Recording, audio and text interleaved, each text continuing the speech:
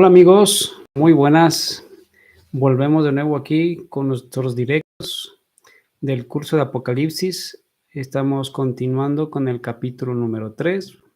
Vamos a ver esta sección que es la continuación del capítulo de la iglesia de Sardis.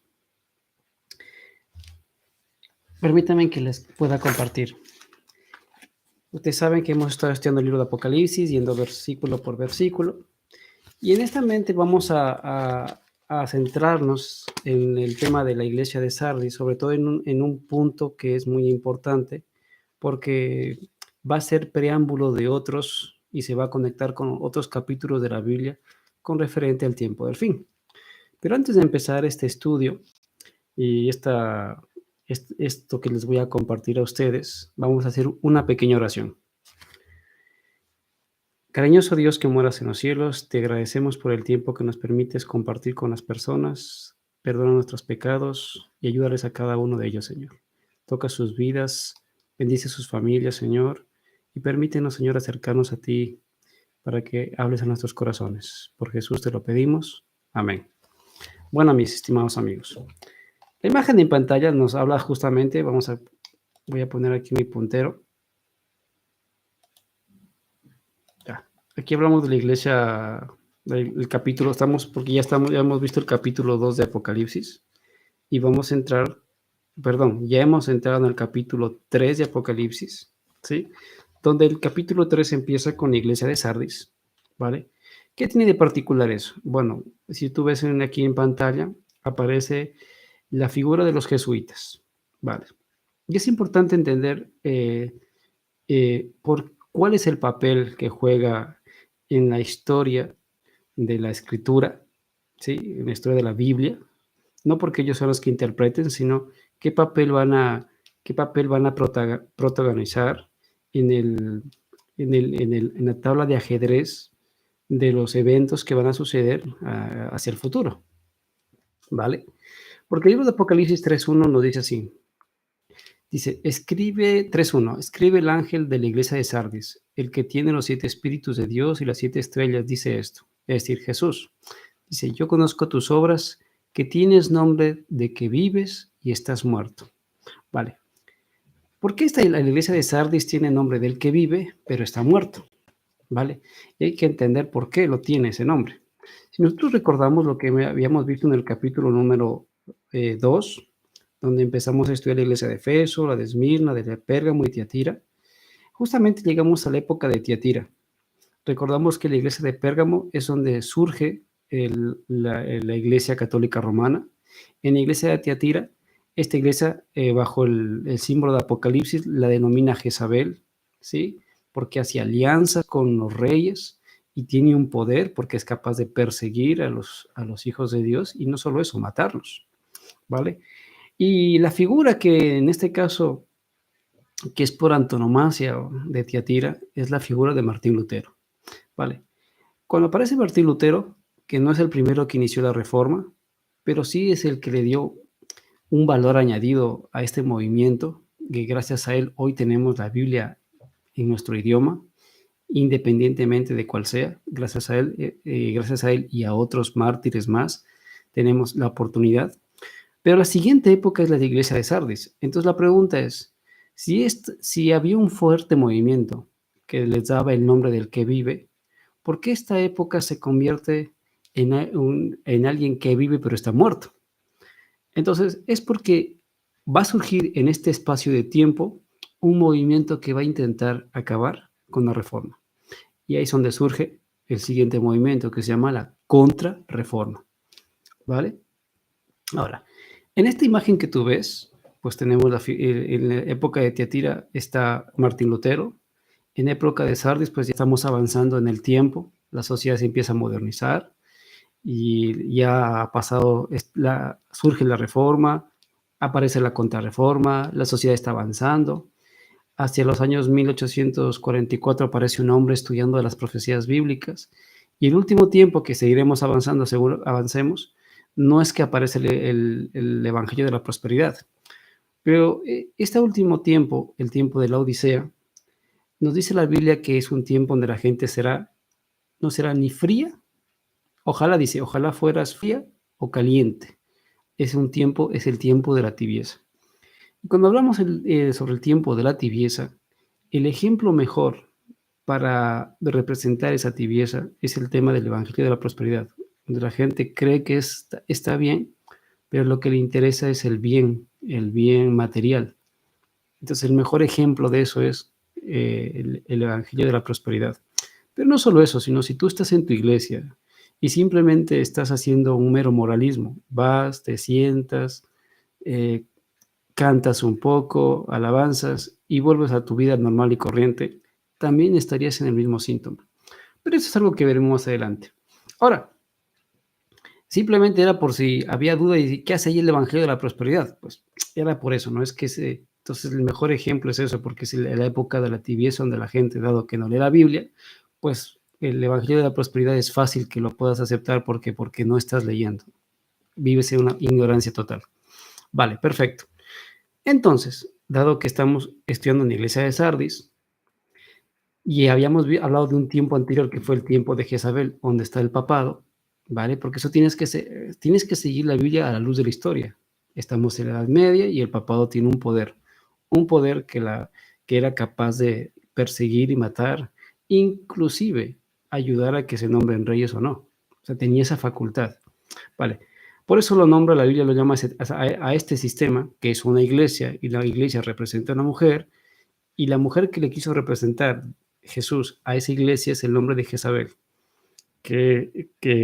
como lo hemos estudiado, pues representa a esta iglesia, y obviamente los creyentes representarán a Elías, ¿sí? Ahora, en esta época de oscuridad, donde la Biblia salió de la mano del creyente, pues este sistema utilizó, por ejemplo, estas pinturas, ¿no? A través de estas pinturas, ¿qué se conseguía? Que a través de la visualización eran los nuevos libros de enseñanza. Entonces, esta imagen te invitaba de que había gente que iba a venir al infierno, otros que estaban en el purgatorio, y otros que los que eran los más buenos, pues estaban acá en el cielo. Pero esta imagen es una total aberración al mensaje de la Biblia, porque nada de esto es real. Nada de esto es real. ¿Sí? Pero era el mensaje que la gente recibía. Y no solo eso, sino que esa época también surgió esto, una época de oscuridad donde el perdón lo brindan los hombres, donde existe la penitencia a través del rosario. ¿Sí? Y entonces el hombre, ¿qué tenía que hacer? Pues cumplir su penitencia. 10 Padres Nuestros, los Ave Marías y lo que haya que hacer. En tiempo de Semana Santa, golpearse, cargar una cruz, hacer largos peregrinajes, solo para calmar la ira de Dios. Pero es esa figura distorsionada que trajo Jezabel, porque nada tiene que ver eso con Dios, ¿sí? Porque Dios es amor. Concretamente, cuando se refiere a que Dios es amor, no se refiere al amor que tú puedas tener, ¿vale? En la Biblia hay 3 palabras que se refieren a amor. El amor filial, el que tiene uno hacia los hijos, y los hijos hacia los padres, y hacia los amigos. Entonces es el amor filial. El amor eros, el que puede tener uno por la pareja, de ahí que sube de la palabra de eros, erotismo, ¿sí? Pues, de que tienen un carácter sexual, ¿sí? El amor eros. Pero el amor que nos dice la Biblia, el que nos sugiere Dios, es el amor ágape. Y cuando tú conoces del amor ágape, no tiene nada que ver con ganarse ese amor a base de penitencias. Dios te ama porque simplemente te ama. No hay una explicación porque Él es así, te ama. Pero también te pide que tiene que haber un cambio en tu vida. Y para eso no te va a dejar solo, porque encima, ¿qué es lo que hace Dios? Pone en ti la fe, que no es tuya, es un don de Dios. Pone en ti el arrepentimiento, que no es tuyo porque es un don de Dios. Pone el querer como el hacer, porque también es otro don de Dios. Es decir, que Dios pone todas las herramientas para salvarte. Cuando tú te acercas, le dices, ayúdame, o te entrego mi corazón. Entonces no hay nada que hacer nada de esto. Entonces imagínense en esa sociedad que tenía esta, estas doctrinas. Fruto de eso es que surge la Reforma y uno de los luceros de la Reforma fue John Wycliffe. Entonces, que este hombre estaría en la época de Tiatira. Ahora, como surge este fuerte movimiento que cimentó la estructura de la Iglesia católica, apostólica y romana, surge como esto. Por eso el versículo de Sardis nos dice que tiene nombre, el tiempo de Sardis es nombre del que vive, pero está muerto. Entonces, ¿cómo surgió eso si había un movimiento, un fuerte movimiento? Pues apareció la Contrarreforma y el personaje que aparece aquí es, pues, lo vamos a mirar ahora mismo, que se fue el nombre, es los jesuitas, ¿vale? Con la figura que vamos a ver. Vale, vamos a ver quién son los jesuitas, si nunca has escuchado de ellos. Porque tienes que mirar la historia y compararla con la Biblia, y a la luz de la profecía vas a ver que tiene un sentido. La Compañía de Jesús, ¿sí? De latín Societas Jesus, cuyos miembros son comúnmente conocidos como los jesuitas, es una orden religiosa de clérigos regulares de la Iglesia Católica, fundada en el 1534 por el español Ignacio de Loyola. Vale, entonces aquí encontramos en qué tiempo apareció, es el tiempo que estamos hablando, ¿sí? En el tiempo, justamente durante el tiempo entre la iglesia de Tiatira y la iglesia de Sardes va a aparecer esto, 1534, surge los jesuitas con Ignacio de Loyola. El símbolo siempre lo vas a ver, en cualquier afiche aparece IHS, que sepas que son los jesuitas.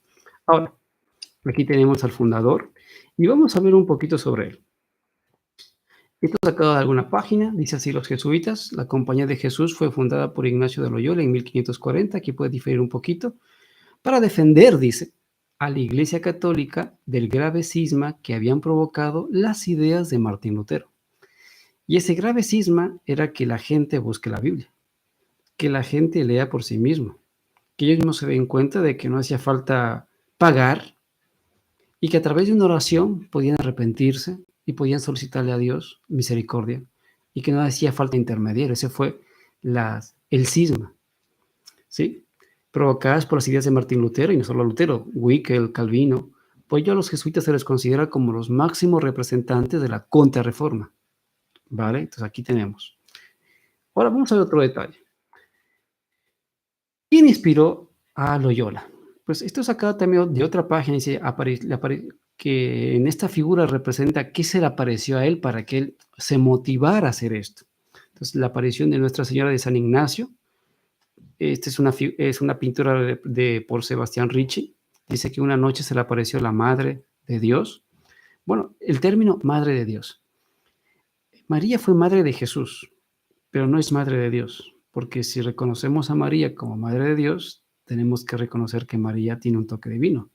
Pero ella no se estipula que es Madre de Dios, es Madre del humano llamado Jesús, pero no es Madre de Dios.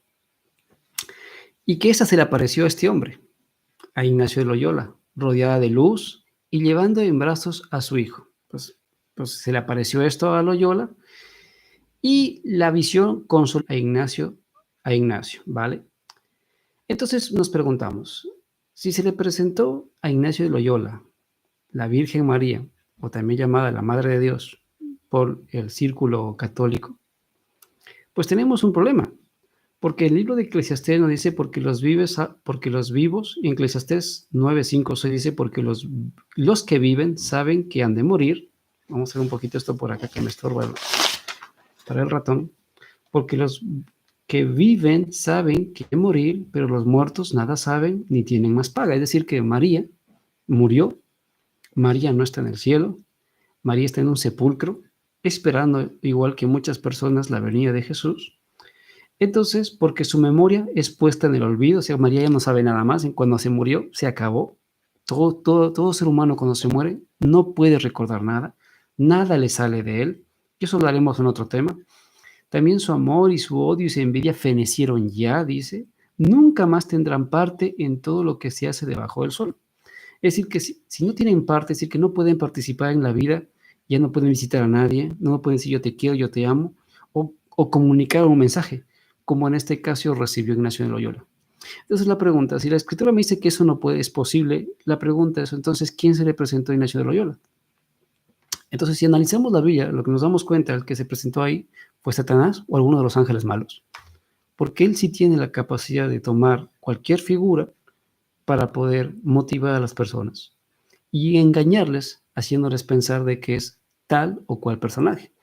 Como puede pasar también con, a lo mejor, si tú has perdido un hijo, un familiar o alguien queriente o alguien que tú aprecias, que esa figura aparezca, pero a la luz de Eclesiastés, Lo que tú no estás viendo es a la persona que tú amabas. Lo que estás viendo es un engaño de Satanás, ¿vale? Pero esta información la veremos mucho más adelante según vayamos estudiando. Ahora, pues ya vemos qué es lo que le motivó. Entonces ya vemos que el motivo que tiene este hombre no es bíblico, porque encima se está levantando contra algo que Dios movió, que es la reforma, sacar al mundo de la oscuridad. ¿Y la oscuridad qué es? Que conozcan a Jesús. Ahora, Napoleón Bonaparte declara de los jesuitas, dice, los jesuitas son una organización militar, no una orden religiosa. Entonces, Napoleón dice, pues estos son más que religiosos, son una orden militar. Su jefe es el general del ejército y no un simple sacerdote o un abad de un monasterio. La meta de esta organización es el poder en su forma más déspota. Napoleón dice entonces que los jesuitas no simplemente son clérigos, sino que buscan el poder. Vale, un dato muy interesante. Ahora, todo que uno puede buscar bibliografía. Por ejemplo, yo te invito a que hay este libro de una autora que se llama Elena de White, y en su libro El conflicto de los siglos también nos añade un detalle sobre los jesuitas, ¿vale? La época de la Contrarreforma, el campeón del papado. Vamos a ver lo que dice ella. Dice así: en toda la cristiandad, dice ella, se veía amenazado el protestantismo, es decir, la Reforma, por formidables enemigos. Pasados los primeros triunfos de la Reforma, Roma reunió nuevas fuerzas con la esperanza de acabar con ella, es decir, la Contrarreforma. Entonces fue cuando nació la Orden de los Jesuitas, que iba a ser el más cruel y el menos escrupuloso, y el más formidable de todos los campeones del papado.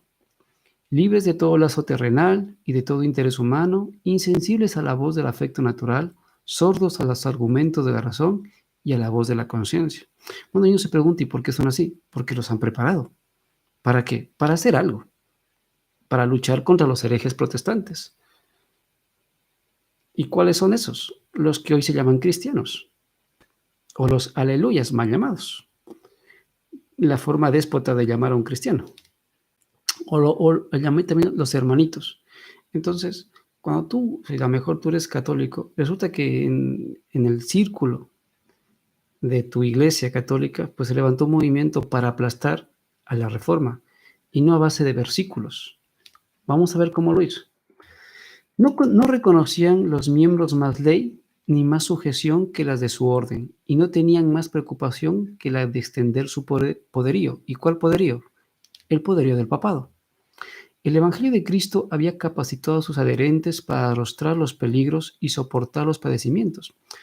Pero no el Evangelio que tú conoces, ese evangelio de amor, donde a la gente se la convence por el testimonio, por la lectura de la Biblia y por acciones misericordiosas, como aparece en Isaías 58, a través del verdadero ayuno. Ese Evangelio no se está refiriendo a ello. El Evangelio de Cristo había capacitado a sus adherentes para arrostrar los peligros y soportar los padecimientos sin desmayar por el frío, el hambre, el trabajo, la miseria. ¿Sí? Y para sostener con denuedo el estandarte de la verdad frente al potro, al calabozo, a la hoguera. Entonces, ese evangelio distorsionado hacía que si tú eras el que tenías la Biblia en mano, no había una persona que te decía, bueno, vamos a hablar con la Biblia para que te des cuenta que estás mal, sino que para sostener esa verdad que ellos creían que era así, utilizaban el potro, es decir, un sistema de castigo, el calabozo, es decir, la cárcel, o la hoguera. O sea, si no te detractas, ¿qué te pasa? Pues a la hoguera. Pero ¿por qué no me explica con la Biblia? No. Potro, calabozo, hoguera. Elige tú. ¿Te retractas o hay eso? Esos eran los sistemas que utilizaba la Contrarreforma. ¿A través de quién? De los jesuitas. Para combatir contra estas fuerzas, el jesuitismo inspiraba a sus adeptos un fanatismo tal que los habilitaba para soportar peligros similares y oponer al poder de la verdad todas las armas del engaño. Para ellos, ningún crimen era demasiado grande, o sea que se podía matar. Ninguna mentira era demasiado vil. Ningún disfraz demasiado difícil de llevar.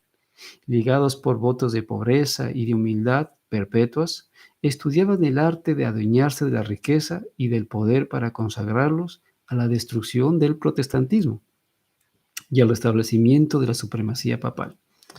Yo te pregunto, ¿tú crees que eso ha cambiado? No, no ha cambiado. No ha cambiado si tú analizas quién es el Papa hoy. No ha cambiado. Solo que tiene este sigilo, porque también utilizan el sigilo. Al darse a conocer como miembros de la orden, se presentaban con cierto aire de santidad, visitando las cárceles, atendiendo a los enfermos y a los pobres, haciendo profesión de haber renunciado al mundo y llevando el sagrado nombre de Jesús, de aquel que anduvo haciendo bienes, aparentemente.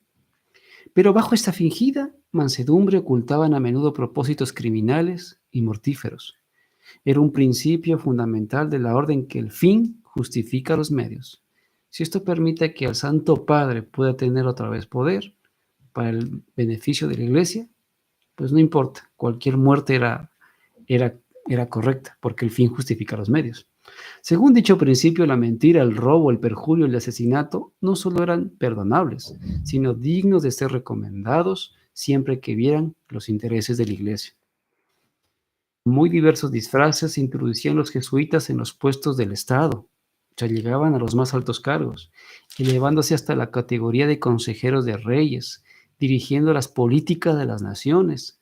Se hacían criados para convertirse en espías de sus señores, establecían colegios, importante, para los príncipes y nobles, y escuelas para los del pueblo, y los hijos de padres protestantes eran inducidos a observar los ritos romanistas. Esta mujer está describiendo perfectamente cuando lo escribió. Y si tú crees que es fantasía, espérate un poquito más y vas a ver. Dice ella, toda pompa exterior desplegada en el culto de la iglesia de Roma se aplicaba a confundir la mente y ofuscar y embaucar la imaginación para que los hijos traicionaran aquella libertad por la cual sus padres habían trabajado y derramado su sangre. Los reformadores, los jesuitas se esparcieron rápidamente por toda Europa y donde quiera iban, lograban reavivar el papismo. Por eso esta época de Sardis, dado que hay este movimiento que es la contrarreforma, habla de gente, o sea, el mundo se consiguió en eso, de tiene nombre del que vives, pero estás muerto. Pero habla de que hay un grupo pequeño, dice en el capítulo.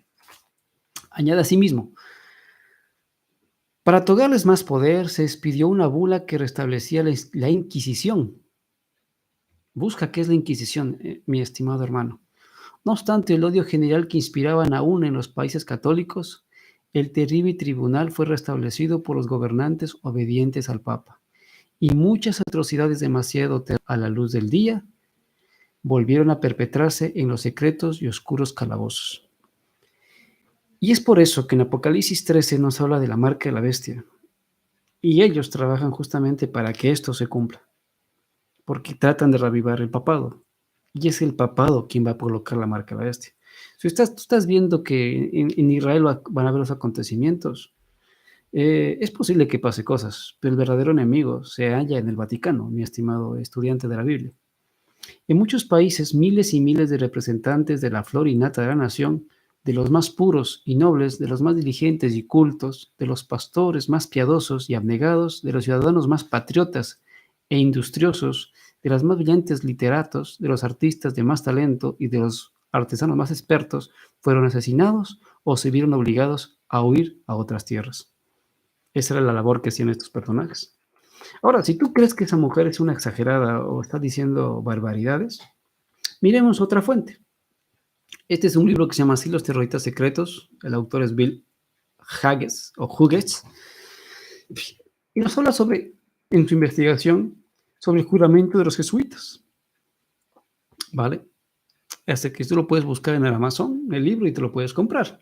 Dice, yo prometo y declaro que no tengo opinión ni voluntad propia ni ninguna reserva mental, ni vivo ni muerto, sino que sin titubear obedeceré cada mandamiento y orden que reciba de mis superiores en la milicia del Papa. Más aún prometo y declaro que aún se me presente la oportunidad, haré guerra secreta o abiertamente contra las herejías, los protestantes y liberales. Si tú eres cristiano, preocúpate un poco, ¿sí? Es decir, Es posible que aquellas iglesias cristianas que hacen alianzas ecuménicas con el papado están abrazando a un cordero a un lobo que se ha vestido de cordero. Y liberales según sean dirigidos para extirparlos de la faz de la tierra, dice. Y que no me importa la edad, el sexo o la condición, y que ahorcaré, quemaré, botaré, herviré. Eso suena muy cristiano, ¿no es cierto? Estrangularé y quemaré vivos todos los infames herejes. Desgarraré las entrañas de las mujeres y moleré la cabeza de los niños contra las paredes para eliminar para siempre a esa desgraciada raza. Y cuando no pueda hacerlo abiertamente, utilizaré la copa con el veneno, la cuerda estranguladora, la bala sin consideración alguna del honor, del rango y autoridad que posea la persona o personas cualesquiera que sea su condición en la vida, ya sea pública o privada. Uy, se nos fue. O privada, tal como sea dirigido por algún agente del Papa o por algún superior de la Hermandad de la Santa Fe y la Sociedad de Jesús. En esta foto que tú ves, aquí tenemos al jesuita. Y el que está aquí debajo es el hereje protestante. Esta imagen es la que deberías meditar cuando tú ves el ecumenismo. El ecumenismo tiene un disfraz, porque si la marca de la bestia es real, porque lo creemos que es real, hoy muchos creyentes, inclusive musulmanes, se están entregando a un poder que va a gobernar con despotismo a la humanidad, que no va a dejar comprar ni vender solo aquel que reciba la marca de la bestia. Entonces, el personaje que tenemos aquí, aunque hoy es posible que también descanse y venga otro, pero ya está dejando todos los pasos para que el siguiente siga. No en balde Francisco cogió como ejemplo, en este caso, a Francisco de Asís, y él es jesuita también, ¿vale? Cuando se lo nombró, se dijo de él que el Papa Francisco, un pastor humilde que reza en español. Se habló de él, el primer papa jesuita lleva el Vaticano a un nuevo estilo y preocupaciones. Este mismo Papa Francisco se acerca a los musulmanes, porque su mentor, que fue el Francisco de Asís, pues también se acercó a ellos, ¿sí? Porque dice, el Papa quiere dialogar con el Islam y con China. Eso era en el pasado. Fue la noticia del 2013, cuando empezaba él a trabajar. Los islamistas felicitaban y daban la bienvenida al Papa Francisco. Es porque se ha hecho un trabajo, o sea, que un islamista felicite, tomando en cuenta cómo es el Corán y cuál es su fundamento, pues esto sería un atentado contra su propia fe. Los luteranos, los cuales supone que Lutero fue el que hizo el cisma, todo esto, dicen así: si Roma no viene a los luteranos van a Roma. Porque Lutero, si hubiera visto esto, hubiera dicho, no ponerse al error es aprobarlo, no defender la verdad es negarla. Entonces, si hubiera visto esto Lutero, como en este caso, los que son parte de su iglesia, que un día él creó, hoy se entregan al poder del cual él protestó, pues seguramente que se moriría otra vez. Y tendríamos que preguntarnos, pero ¿por qué todo esto? Vamos aquí. ¿Quién realmente está detrás de todo? Pues ya, si tú estás viendo, este mundo tiene unos hilos y hay alguien que lo gobierna. Entonces, atrás de ese ecumenismo debes saber que hay los jesuitas, pero obviamente que hay un plan. ¿Y qué se consigue pretender? Pues entregarle el poder al papado. ¿Qué sucederá al final? Pues entendemos que cuando se entregue el poder, Apocalipsis 13 nos dirá que la bestia, porque es la forma que utiliza la Biblia para referirse a este sistema, tomará el control. Y que si pensaste que la Edad Media fue terrible, cuando toma el poder, lo será no solo en Europa, en África, América, Norteamérica, Oceanía y Asia. Tendrá el poder con todo el despotismo, porque los jesuitas han infiltrado en todos los niveles y estamentos de poder, ¿sí? Porque así nos están explicando, en este caso, la información que estamos viendo. Pues cuando tú ves estas asociaciones, o sea, todas estas personas rendidas a felicitar a un líder en común, es porque se ha hecho un trabajo posterior por detrás que nosotros no hemos visto. Por ejemplo, este es un evangelista, Luis Palau, ya descansa, pero también aprobó como positivo la figura esta. Y la pregunta es, ¿cómo es posible que el mundo protestante cristiano vea en Francisco un elemento digno de alabar? ¿Por qué no ven como un peligro asociarse con él? Bueno, más adelante vamos a ver. Por ejemplo, en esta revista, bueno, en este portal que se llama Religión y Libertad, dice así Francisco: hoy estuve 40 minutos con un pastor evangélico rezando juntos por la unidad. Esa unidad es ecumenismo.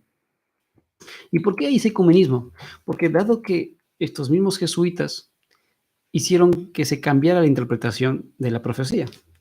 Yo te invito que si tú, cuando más adelante podamos abrir el libro de Daniel y presente los videos sobre Daniel, lo que pasa que a veces el tiempo no me permite sacar más videos, porque el tiempo es como es. Pero si tú revisas el libro de Daniel 7:25, que es un libro que es paralelo a Apocalipsis, paralelo, ¿por qué? Porque se complementan el uno con el otro. En Daniel 7:25 nos dice así sobre este poder, ¿qué es lo que va a hacer? Hablará palabras contra el Altísimo, ¿sí? Es decir, se otorga ese poder de ser Santo Padre y perdonar pecados. Y a los santos del Altísimo quebrantará. Eso es lo que hizo en la Edad Media, matarlos y perseguirlos. Y pensará en cambiar los tiempos. Los tiempos se refiere a la profecía. Y pensará en cambiar los tiempos y la ley. La ley la cambió, porque si coges un catecismo con la Biblia y compara los mandamientos, o pon 10 mandamientos católicos versus la Biblia, y coges la Biblia, vas a ver que hay un cambio. ¿Qué se cambió? El sábado. ¿Y qué se cambió? Las imágenes. Algo que está ahí, o sea, eso es algo que está ahí, no es difícil, ¿no? O sea, no hay que hacer malabares para encontrar eso. Si tú lo investigas, va a estar ahí. Pero también cambió los tiempos, y los tiempos tienen que ver con la profecía.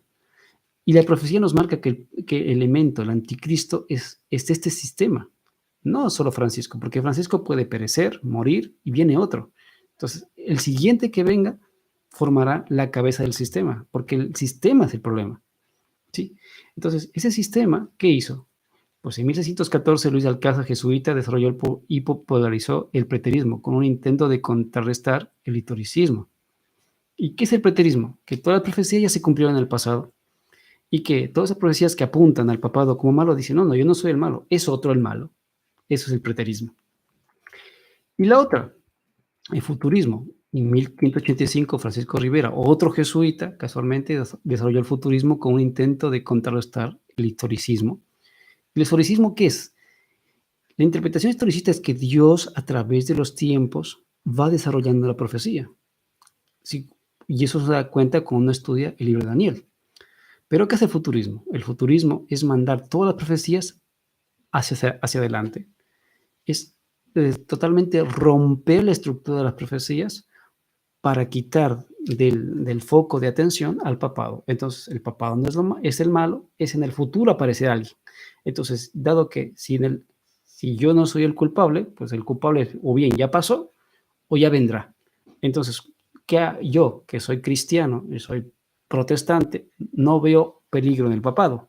Entonces, como no veo peligro, hago alianzas y hago lo que se llama el ecumenismo. Ahora, si tú crees que eso no existe, pues busca en internet ecumenismo y tú vas a ver cuántas iglesias se han ecumenizado, ¿sí? O sea, todos están siendo, porque el jesuitismo, ¿qué hace?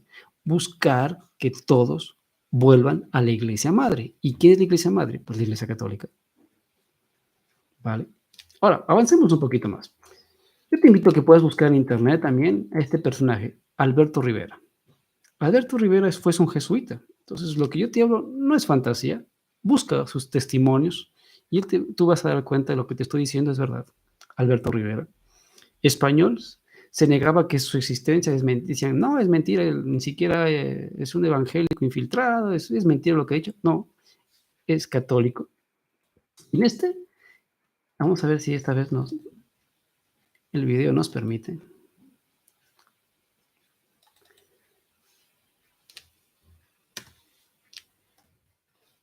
Vamos a ver, darme un momentito.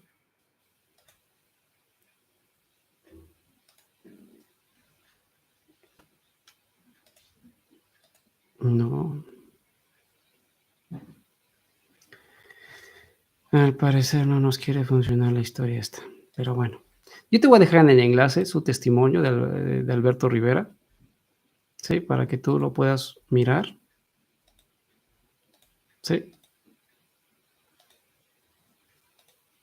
Uy, algo pasó aquí y se nos chispoteó todo. Ah, ya está ahí. Vale, pues no salió el enlace, pero yo te voy a dejar debajo de la descripción y te lo voy a contar con mis palabras. Alberto Rivera, si tú,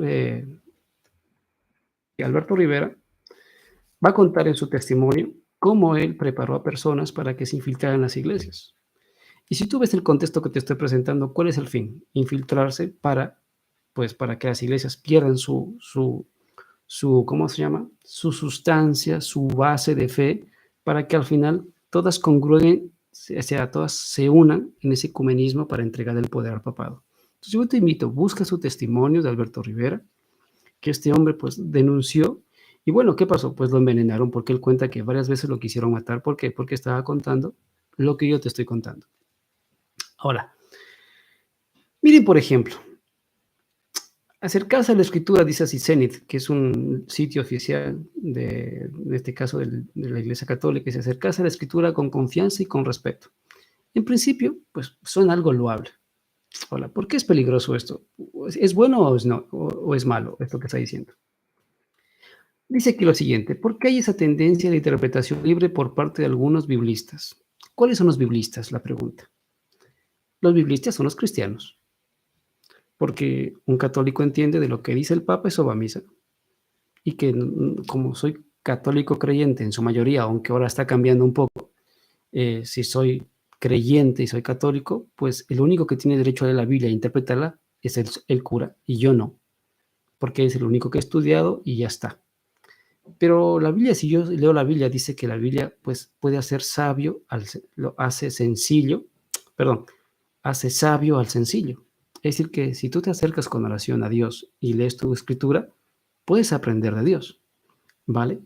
Y si tú pides dirección del Espíritu Santo, puedes entender lo mismo que el catedrático que tiene un montón de títulos. Ahora, vamos a ver qué tiene que ver esto los biblistas. Dice, Padre Díaz Robelo dice, hay una parte positiva en esa pluralidad de interpretaciones que se fundan en los mismos evangelios.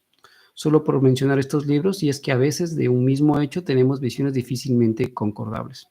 Bueno, si leemos los evangelios, es verdad que en algunos detalles pueden diferir, pero eso es normal porque si cogiéramos a 4 personas y viéramos, les preguntáramos el mismo evento, los 4 no van a decir lo mismo, porque cada uno se habrá fijado en distintas cosas. Entonces, es por eso que los evangelios no son a la letra el uno calcado al otro, sino que cada uno observó, cada uno vio y cada uno matizó las cosas que pudo, las que ellos percibieron o las que aprendieron. Y eso es lo que plasman los evangelios. Porque en este caso Lucas plasma la investigación, pero los otros plasman lo que vieron, en este caso Juan. ¿Sí? Entonces es posible que varíe, porque cada uno está en contacto, pero en el contexto general, pues el evangelio es prácticamente no hay una contradicción, más o menos. Dice así, se ve que son lecturas muy diferentes del mismo hecho. La dificultad llega cuando la conclusión a la que se llega va en contra del sentir común de la iglesia. Entonces, si tú lees por tu cuenta y llegaste a la conclusión de que no hay que adorar imágenes, pues ese momento ya tienes un problema, porque no estás en el sentir común de la iglesia.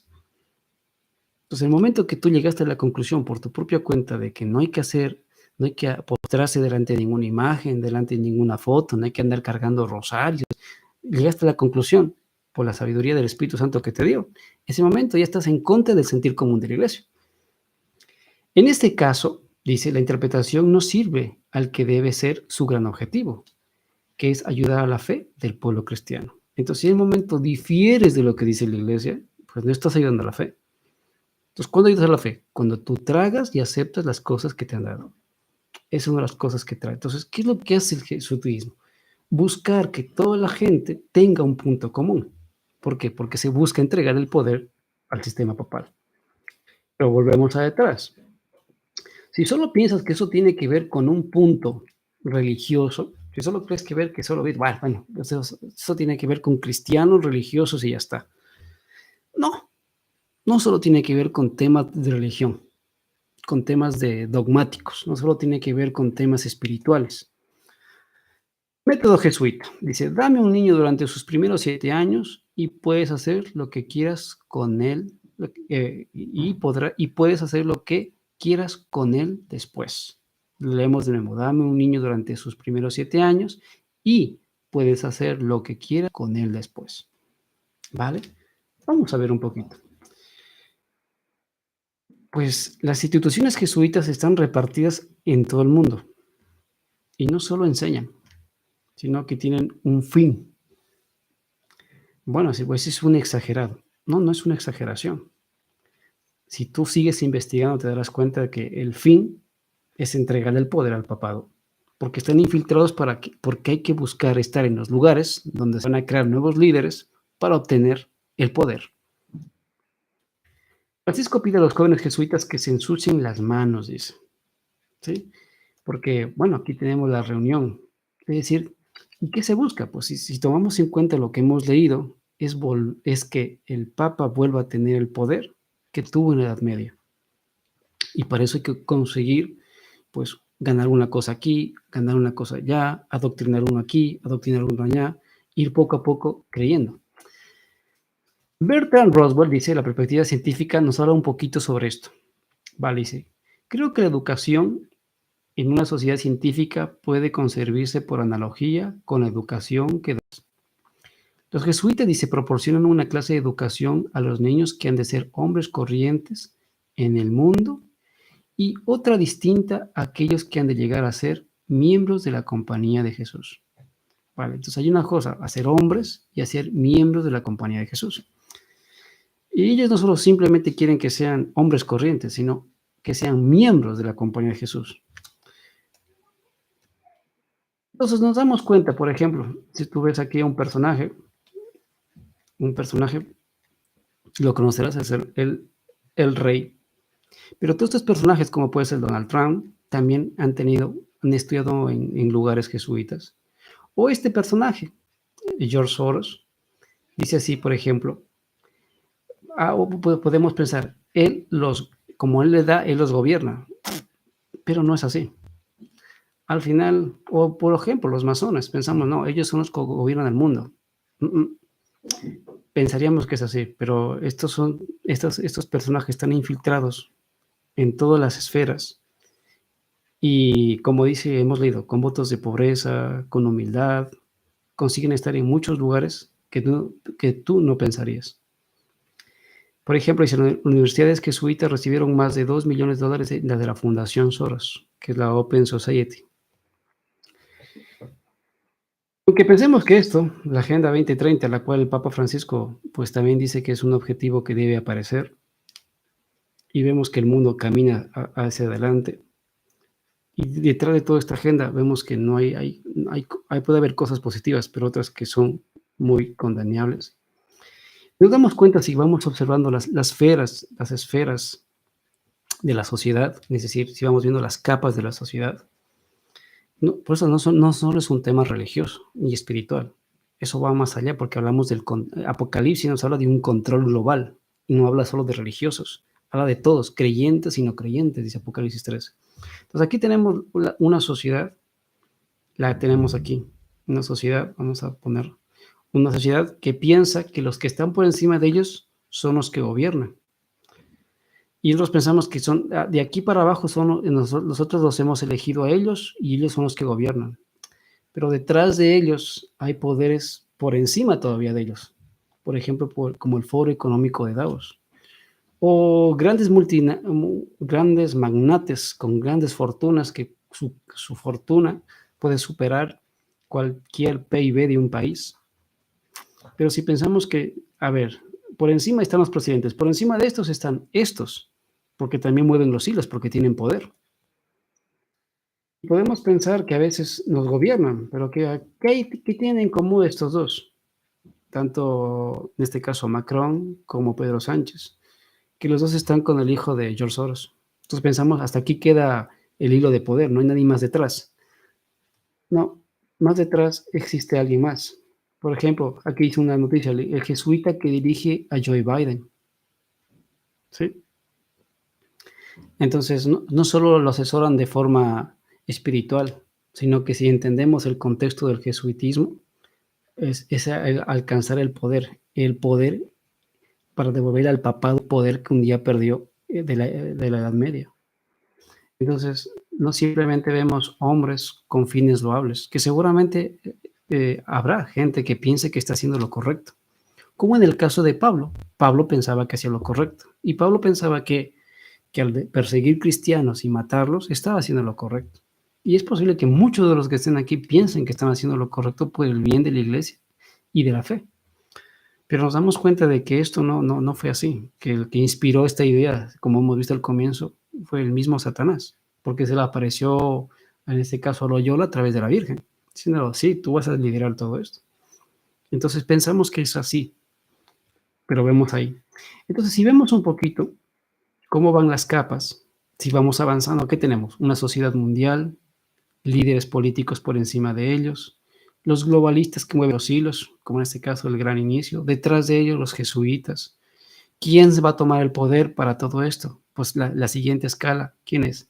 Apocalipsis 13:14, y adoraron al dragón que había dado autoridad a la bestia, y adoraron a la bestia diciendo, ¿quién como la bestia y quién podrá luchar contra ella? Nadie, porque va a tener un poder que estos que están aquí abajo se lo están ganando. Y estos que aquí abajo piensan que van a gobernar. Los que van a gobernar son estos. Pero si pensamos que detrás de esto no hay nada, pues es porque no hemos visto la Biblia. Porque en el libro de Efesios 6:12 dice así, porque no tenemos lucha contra sangre y carne. O sea, no pensemos que estamos luchando contra estas personas, sino que sino contra principados y contra potestades, contra los gobernadores de las tinieblas de este siglo, contra huestes espirituales de maldad en las regiones celestes. Entonces, la pirámide, es decir, ese ojo que en todo lo ve, que no es el Dios todopoderoso, ese ojo todo lo ve, ese que se quiere sentar en el trono de Dios, es el que gobierna todo esto, y no es otro que Satanás, ¿vale? Satanás el que está en el listón más alto de todo esto. Vale, creo que voy a mover un poquito para acá. Ahí. Voy a ponerme en esta esquina. Entonces, el que está en el último de los listones es el mismo engañador. Él es el que está en la cumbre de esa pirámide. Avanzamos, vamos empezando, vamos terminando, perdón. Entonces, ya ves, aquí tenemos todo el ecumenismo, tenemos judíos, musulmanes, budistas, todos para entregarle el poder al papado, como dice la escritura. ¿Y quién es el que hace ese trabajo sucio? Pues el jesuitismo. Entonces, si pensamos que la Agenda 2030 es algo, bueno, le interesa que salga, pero lo que le interesa aquí al jesuitismo es entregar el poder al papado. Y aquí está, el último que había caído, pero siguen cayendo más. Entonces, líderes no ven un peligro. Y todos estos dos han estudiado ¿dónde? En universidades jesuitas. Porque al final, lo que no solo nos estamos preparando para la marca de la bestia, sino para el último gran engaño. Yo te invito a que busques estas cartas de Steve Jackson, donde él, en estas cartas, pues antes de que sucedieran cosas, él había colocado. Y será porque debe tener información que seguramente en otros círculos más altos las poseen los que adoran a este personaje Satanás. Porque al final, lo que se trata de hacer es que, si tú crees que esto lo que te estoy diciendo es fantasía y que se me ha ido un tornillo, si tú lees la Biblia con otros ojos, con los ojos de las evidencias, te darás cuenta de lo que busca Satanás, como dice Tesalonicense, o dice el mismo el Mateo 24, es que aparecerá un falso Cristo.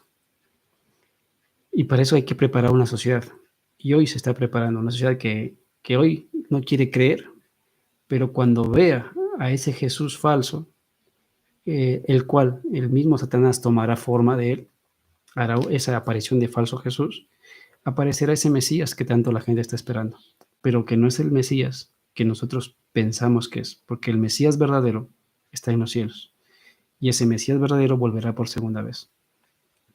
Así que, mi estimado amigo, Ya hemos terminado. Yo te invito, no te invito a que me creas, como siempre te he dicho, yo te invito, investiga, mira lo que te he puesto, analízalo, pídele a Dios que te dé dirección y nos veremos en otro capítulo. ¿Sí? El siguiente capítulo que veremos será Apocalipsis 3, la iglesia de Filadelfia, 3:7, ¿vale? Entonces, por eso es que en Apocalipsis 3 nos dice que esa época pasó eso, que había nombre del que vive, pero estaba muerto, es porque surgió un movimiento que nos iba a llevar a este punto, al punto de preparar mucha gente para recibir la marca de la bestia. Y los que reciben la marca de la bestia verán este engaño, el engaño del falso Jesús, como su verdadero Mesías. Por eso habla de un tiempo de angustia, cual nunca hubo, dice la Biblia. Pues nada, mis amigos, dale, si te gusta el video, te invito a que le des like, si te ha gustado, que te suscribas, que lo compartas, que pongas tus comentarios o tu insulto también. Es bienvenido, todo aquello que tú desees. Y nos veremos en otro capítulo de La Palabra de Dios dice. Un abrazo a todos, bendiciones. Hasta pronto.